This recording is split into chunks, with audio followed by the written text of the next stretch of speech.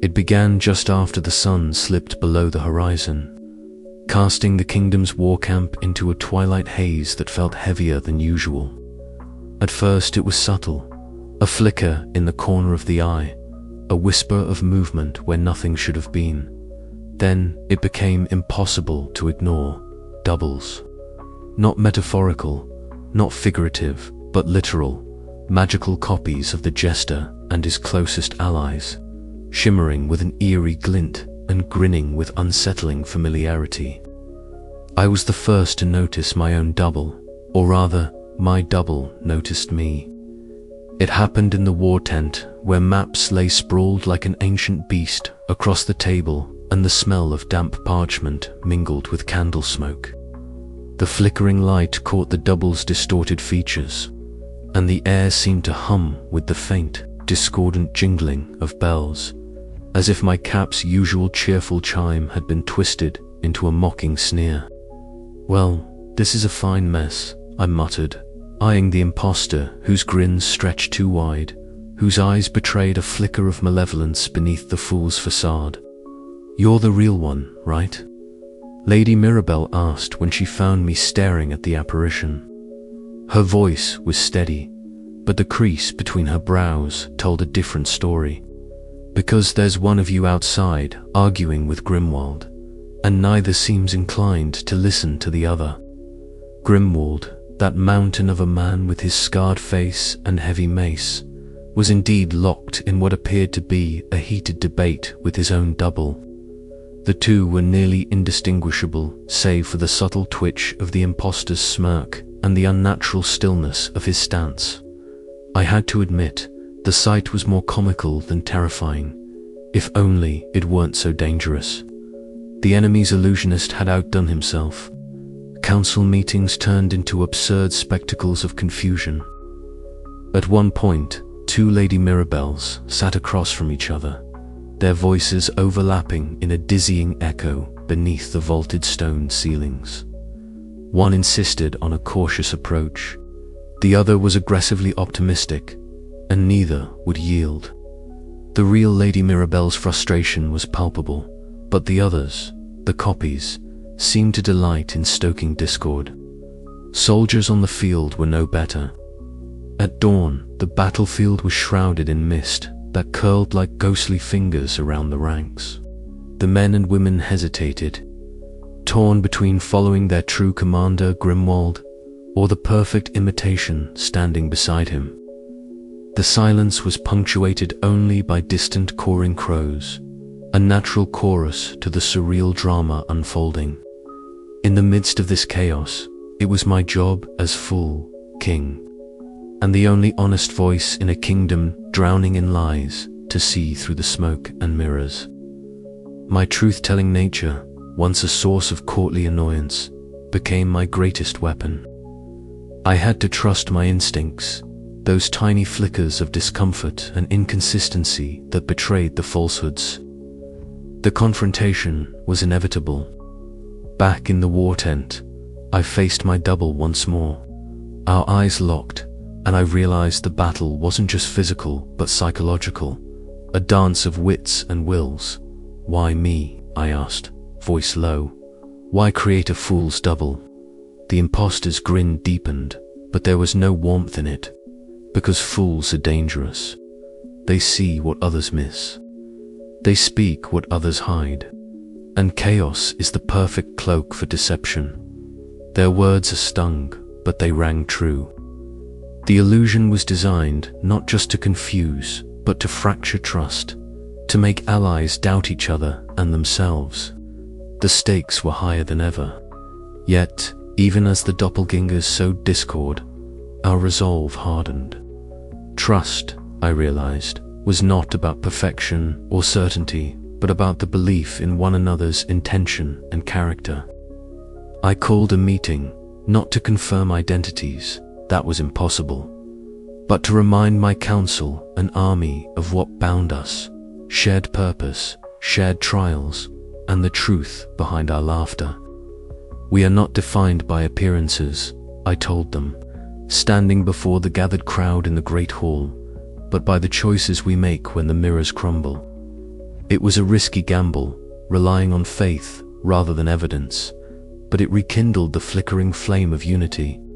Still, as night draped the castle battlements in a swirl of purples and golds, I stood alone, contemplating the fragile line we walked between truth and illusion. The silence was a gentle reminder that in this war, the mind was the battlefield, and the dance of the doppelgangers was far from over. I jingled my cap thoughtfully. Fools and doubles, I mused aloud, two sides of the same coin. And I suppose it's up to me to decide which face to show the world next. The wind whispered back, carrying with it the promise of more tricks, more truths, and the unending game that was our kingdom's fate. To be continued. If you asked anyone in the land what the most foolish thing a king could do was, most would mutter something about invading a neighboring kingdom without an army, or perhaps marrying a dragon for political alliance, or even more sensibly declaring war on a cloud.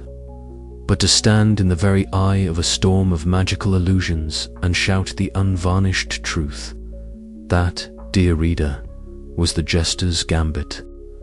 The war council tent was a cacophony of nervous whispers, the rustling of maps, and the occasional, unintentional clatter of a dropped dagger. Captain Quibble, looking more confused than ever, leaned over a parchment that might have been a battle plan or a recipe for Stewhard to tell under the candlelight. "Now, listen here," the jester began, his voice a mix of jest and command. "We're not going to win this war by playing by the usual rules. Our enemy's strength lies not in swords or spears, but in shadows and smoke illusions that bend reality like a drunk wizard's wand." Madame Mira nodded, her eyes gleaming with a mix of respect and skepticism. "And your solution, your majesty?" "Truth," the jester said simply, jingling the bells on his cap. "A simple, brutal truth. Nothing fancy. No magic, no smoke and mirrors. Just the stark, naked facts." A ripple of disbelief swept through the room. Captain Quibble scratched his helmet. "You want us to march into battle shouting the truth? Want that just confuse the enemy?" "Precisely," the jester replied, a grin tugging at his lips. "Confuse them so badly that their own illusions collapse under the weight of their confusion." The plan was as absurd as the jester himself, to use the power of unfiltered honesty as a weapon against the enemy's deceptions. The soldiers were to wear no armor that could reflect illusions.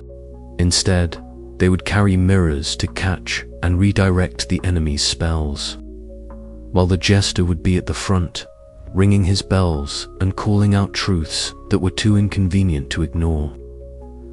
As dawn broke, the battlefield stretched out like a canvas painted in shades of uncertainty. The great illusionist's forces shimmered and flickered, their forms shifting endlessly, one moment fierce knights, the next distorted shadows with eyes like burning coals. The jester stepped forward, bells jingling a merry tune that cut through the eerie silence.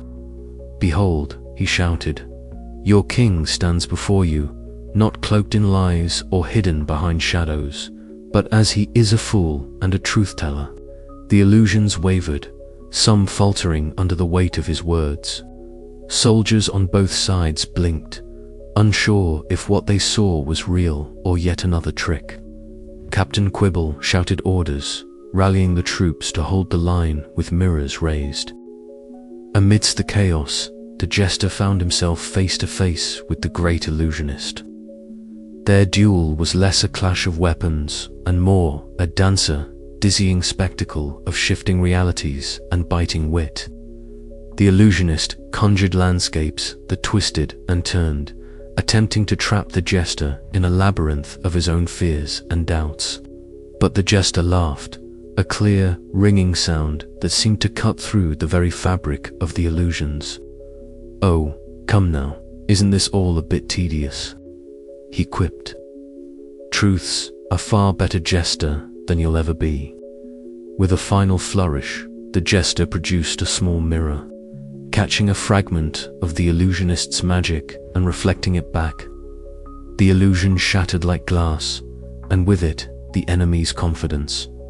The tide turned swiftly. The jester's army, emboldened by their king's courage and clarity, pressed forward, their laughter breaking the oppressive silence that had hung over the battlefield for so long. When the sun finally set, the illusions lay broken, the enemy scattered, and the jester stood victorious, bells tinkling softly in the evening breeze. Yet, as he looked out over the field, he knew this was but a gambiter daring move in a larger game, with many more truths to tell and many more fools to rally.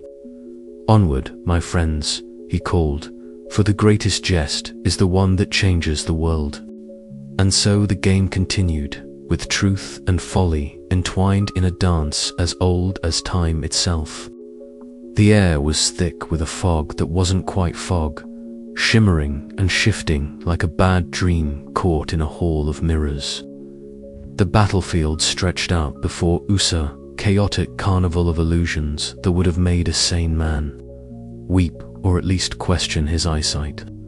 Dragons that breathed not fire but bursts of uncontrollable laughter soared overhead, their scales gleaming with every color of phantom armies marched, their banners fluttering with impossible slogans and their footsteps echoing like the slapstick soundtrack of a farce.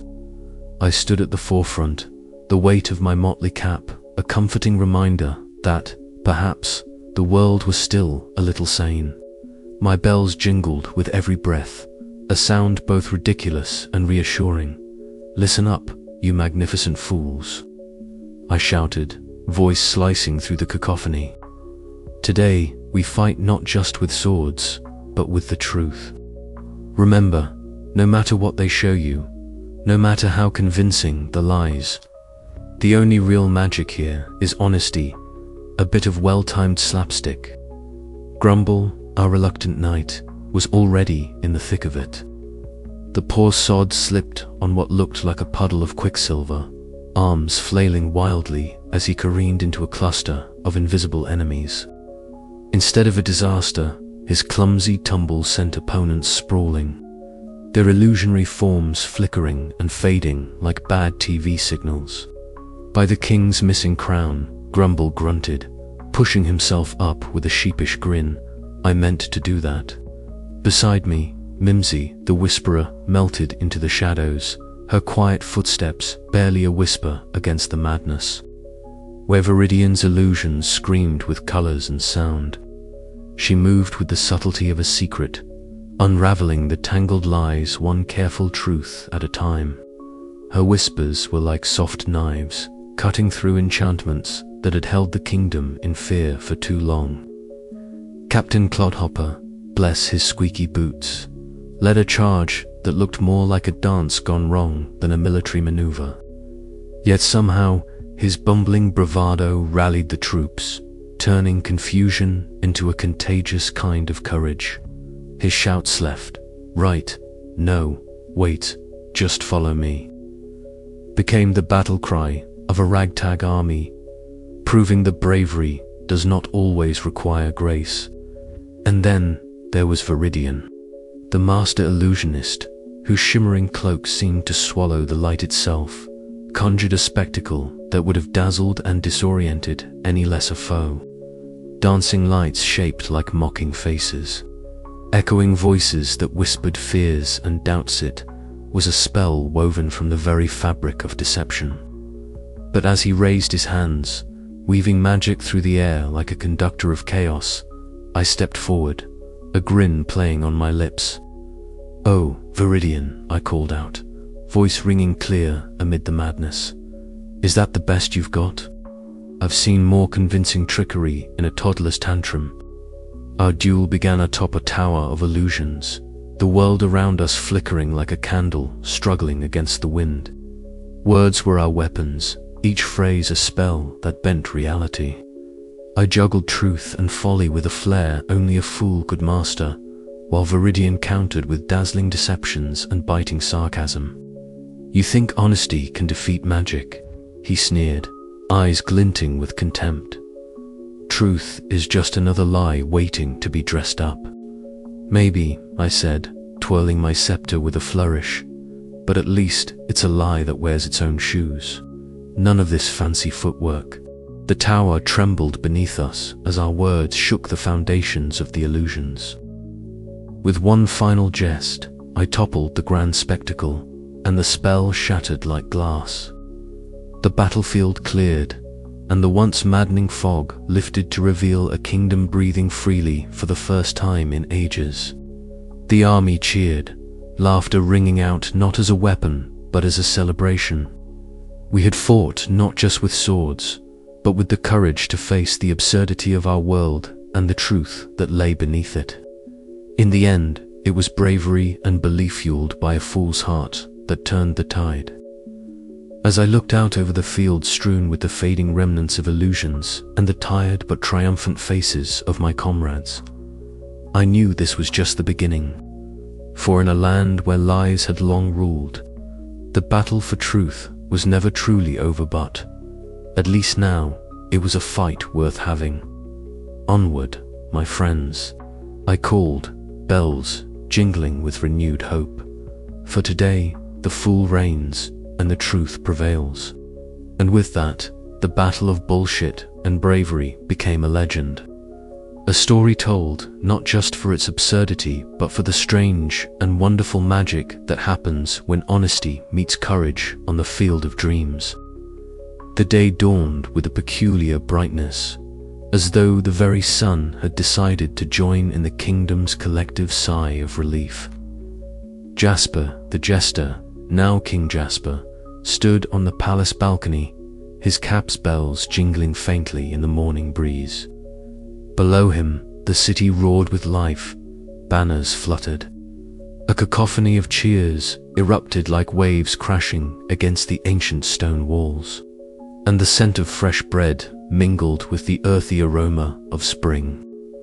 He grinned, a lopsided, weary smile that crept across his face despite the knot of uncertainty tightening in his gut. "Well," he muttered to no one in particular, "if this is ruling, I imagine the jesters have been holding out on me." Behind him, Sir Bumbleton shuffled in, his armor clanking softly, eyes wide as if still expecting a trap to spring from the shadows. "Your Majesty," he said, nearly tripping over a loose floorboard, "the council awaits your presence. They say it's time to discuss the spoils of war." Jasper sighed, the weight of the crown suddenly feeling less like a joke and more like a millstone. "Very well, Sir Bumbleton, lead the way. Let's see what riddles the grown-ups have prepared for me." The war room was a stark contrast to the vibrant jubilation outside. Maps sprawled across tables, dotted with pins and scribbled notes, while candles flickered in the drafty chamber, casting dancing shadows on weary faces.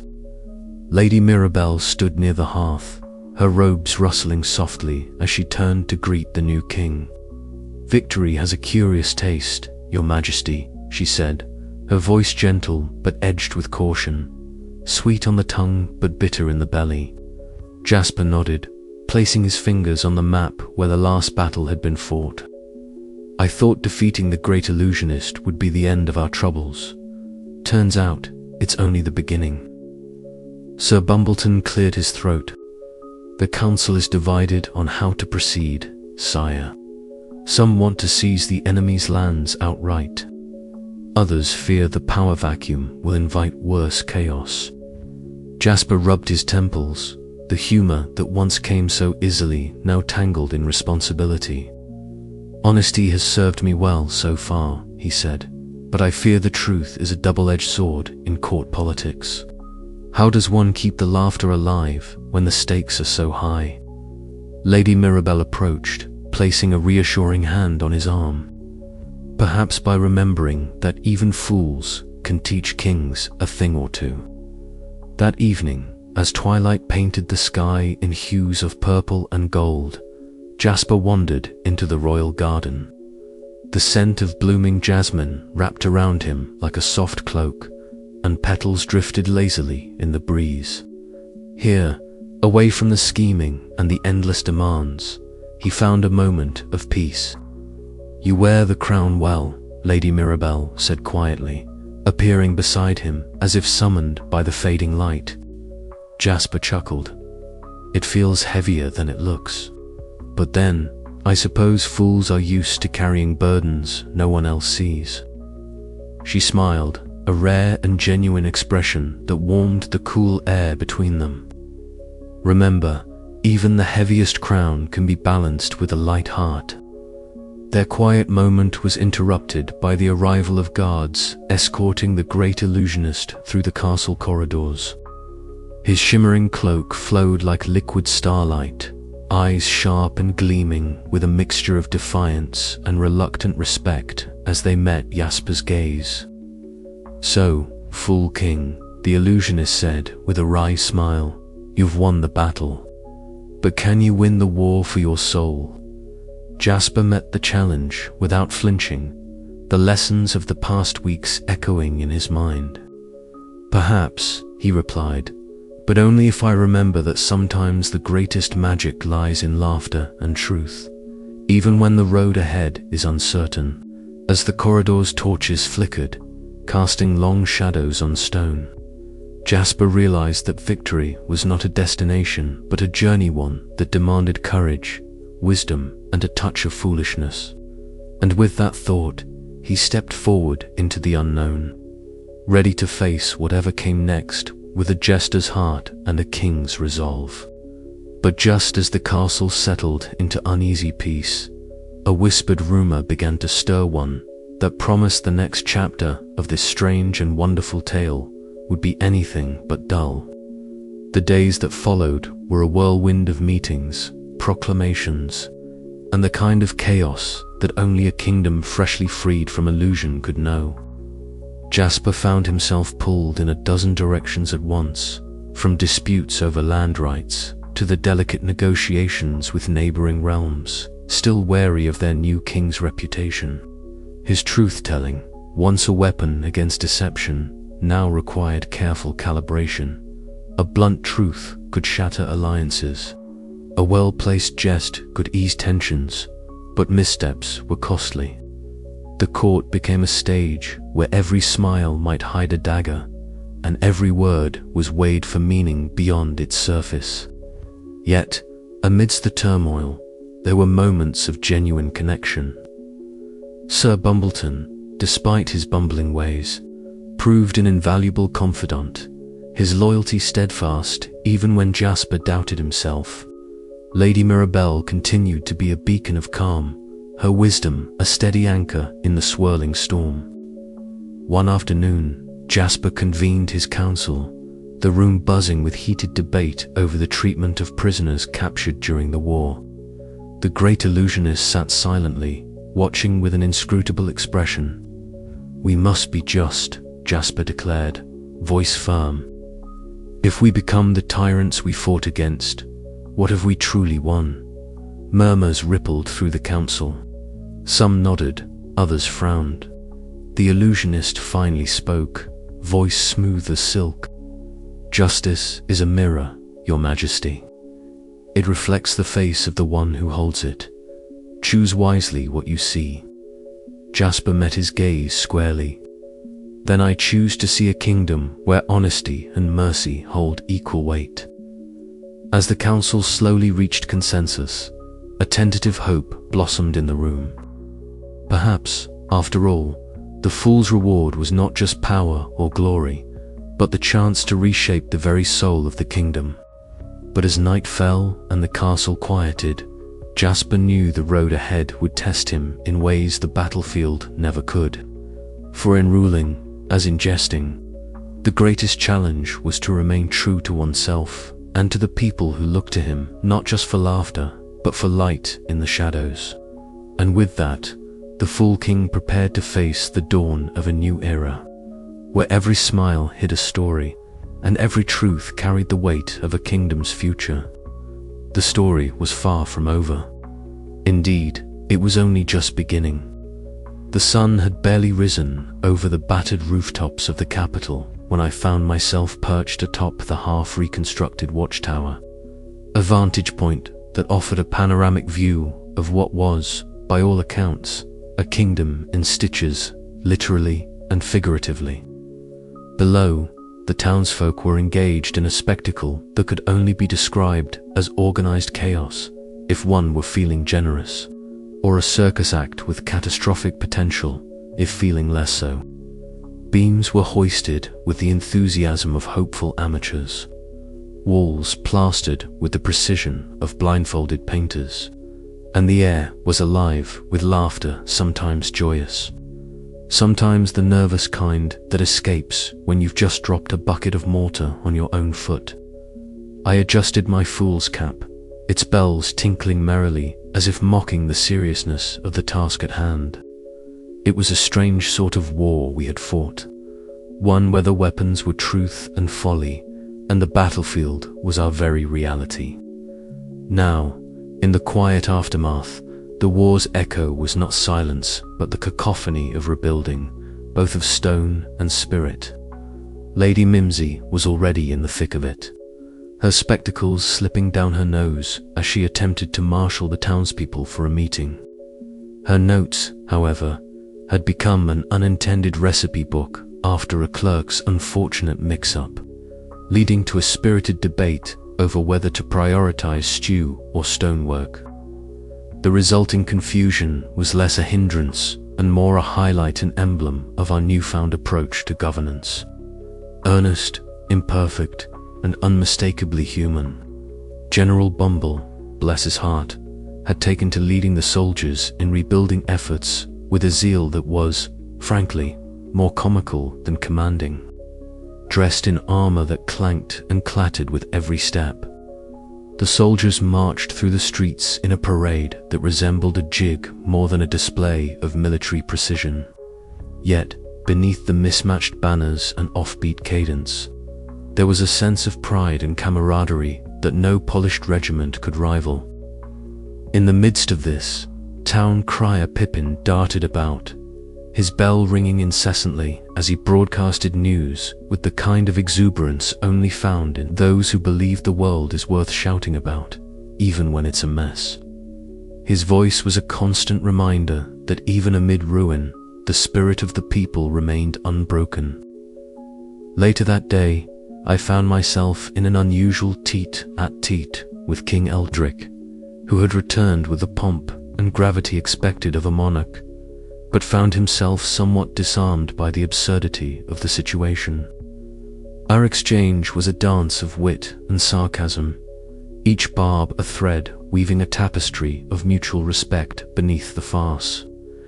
It was a moment that crystallized the paradox of our kingdom, that beneath the laughter and folly lay a profound truth about resilience and renewal.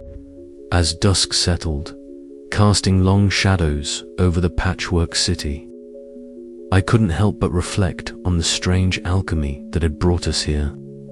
A kingdom built on lies, illusions, and enchanted foolishness had weathered a war fought with honesty and absurdity. Now, it was healing not with solemn proclamations or grand gestures, but with laughter, shared mishaps, and the stubborn refusal to take itself too seriously. The road ahead was uncertain, paved with more questions than answers. Could a kingdom truly thrive when its foundation was laughter? Was there strength in folly, wisdom in jest? These were not questions to be answered with pomp or decree, but lived and learned in the clumsy steps of a people rebuilding more than just walls. And so, as the stars blinked awake in the evening sky, I donned my cap a little straighter, ready to face whatever absurdities tomorrow would bring, because, in this kingdom, laughter was not just the best medicine, it was the very magic that held us together. But just as I was feeling a rare flicker of peace, A sharp clatter from the courtyard below caught my attention. Pippin's bell was ringing wildly, his voice rising in an excited shout. Perhaps the storm wasn't quite over yet. After all, in a land where illusions and truths danced a perpetual jig, the next act was always just around the corner.